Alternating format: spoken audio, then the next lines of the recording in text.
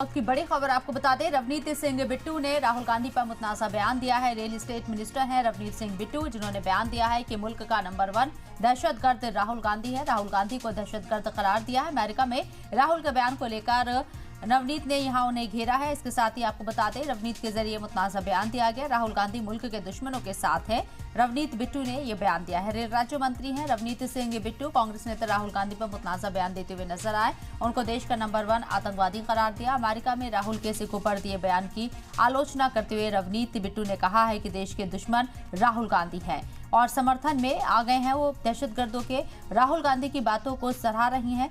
इसके साथ ही बिट्टू के मुताबिक राहुल गांधी खुद देश के नंबर 1 टेररिस्ट है और उन पर इनाम होना चाहिए।